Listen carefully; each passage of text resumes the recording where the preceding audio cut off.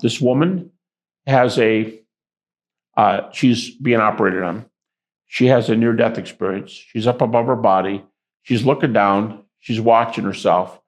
And sometimes they don't even know it's them because they identify with who's up by the ceiling. That's their point of consciousness.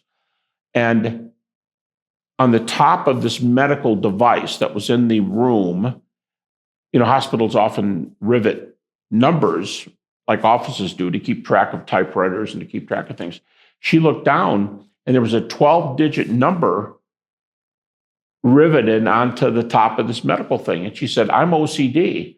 And so I memorized the 12-digit number. As soon as she comes to, she says to the nurse, write this down. Now, I'm not saying this is a number, but it's like, write this down, 675-21600. 12 numbers. And the nurse wrote it down. And they were later moving the apparatus out of the room. And the nurse jumps in and says, whoa, wait a minute. Let me get my sheet out. Wow, the number's exactly right.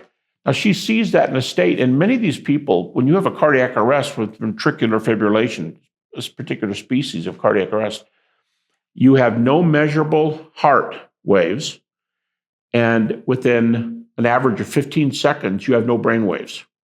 So if she was out of her body for as long as 5 minutes, she theoretically has no heart or brain waves. How does she know to repeat that data?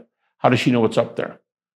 So that's one well-evidenced one. Boy, people ask me, they'll say, well, I'll say, what kind of evidence do you want? I'll give you. Another one is a real fast one. A guy had surgery.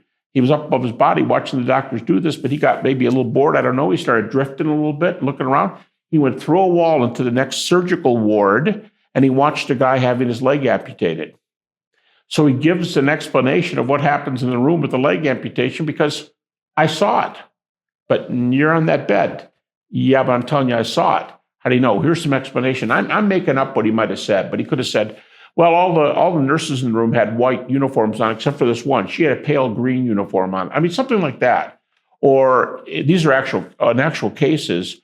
In one, a person dropped a beaker on the floor and it broke, and the person watched it. Or in another one, a woman's pin fell off her dress, and a doctor stepped on it.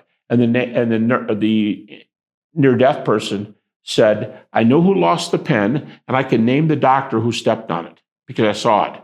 So these are data, and many times in the absence of heart and brain, any kind of activity, measurable.